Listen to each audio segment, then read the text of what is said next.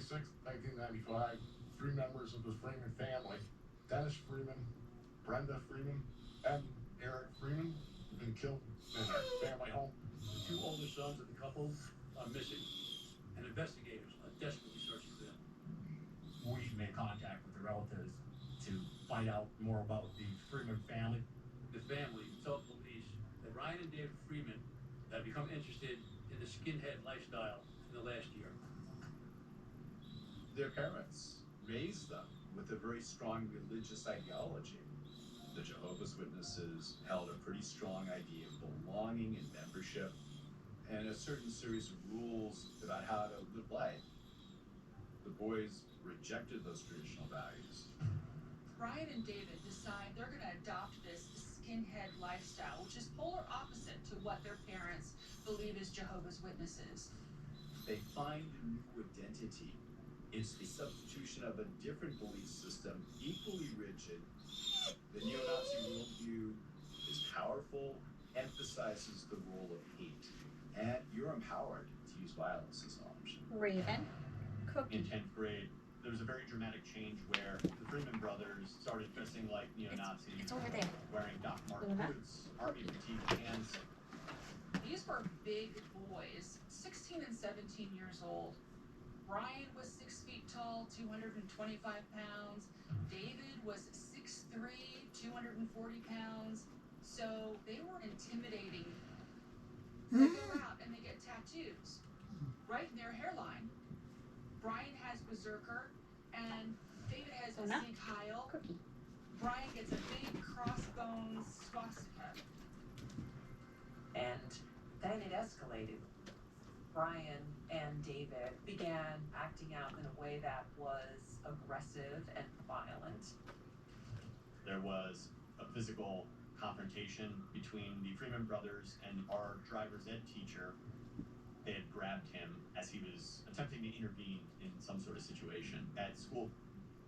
And that actually left Dennis crying because he was upset about his son's descent into just a very violent attitude. Families tell the police that there has been an escalating conflict in the home since then. The brothers had got into a fistfight with their father. There were a lot of violent events that occurred in that household.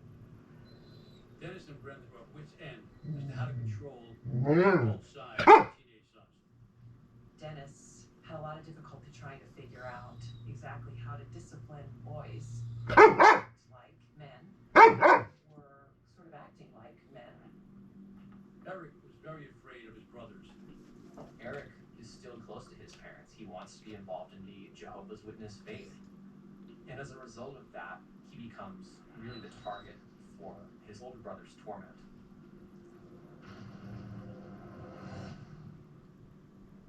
Witnesses reported that a few weeks before the murders, Dennis Freeman sold both the brothers' car as punishment. Brenda and Dennis decided if you don't have a car, you can't go to the skinhead meeting. And that's where it just explodes.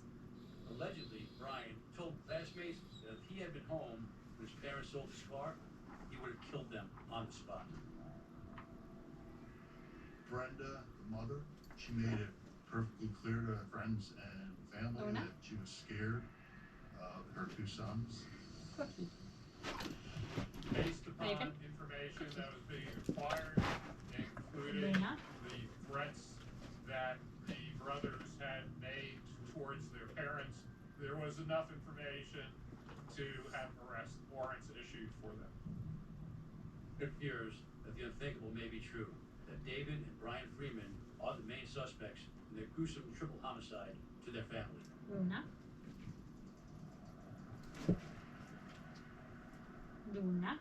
Investigators were trying to make contact with known acquaintances, people from the high school that Brian and David interacted with. The police wanted to know all known associates of the Freeman brothers. Through interviews with many people, including Valerie Freeman, the investigators learned that Nelson Birdwell, who was their cousin, 18 at the time, was extremely close with the brothers. According to Valerie, Brian and all identify as skinheads.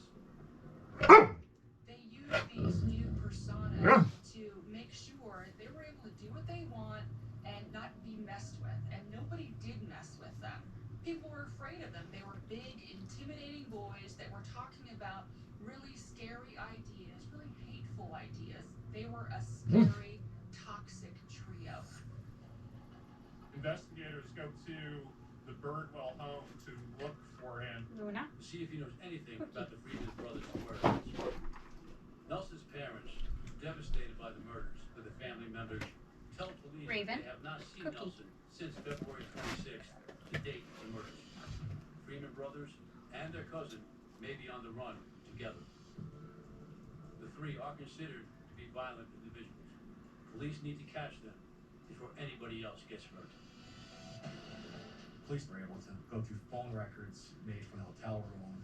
The trio may be headed to a residence in Michigan.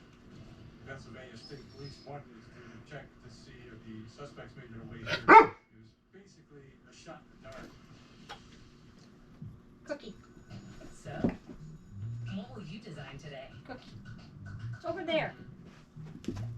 A big idea? A small business? All right. A new opportunity? An inspired community? Or wait, maybe you design something that's really game-changing. With Canva, you can. Start designing for free at canva.com.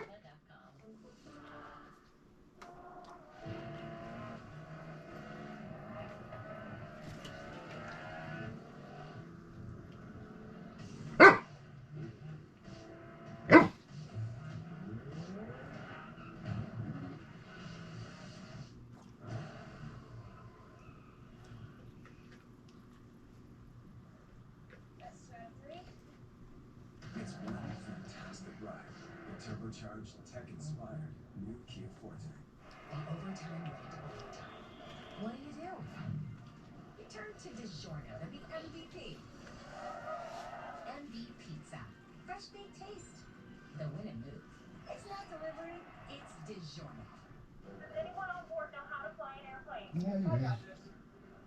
I have Sling TV, so I watch tons of shows and movies. You know that scene where the president has to fly the plane? I watch it a lot. Now, is it cockpit in the front or the back? Sling has live sports, news, and entertainment. It's the best of live TV for just $35 a month. I know we start with this one. No, not that one. Be confident you're getting the best of live TV. Maybe too confident. Try it free. Sling. America's most Cookie. reliable network. Nope. Only one of you. Raven? No, Raven in. Good girls. Good girls. That was very good. That was very, very good. Yeah. Very good. All right, finished. Oh, I got to get you off your car. Your thing. Hold on. Luna, Cookie.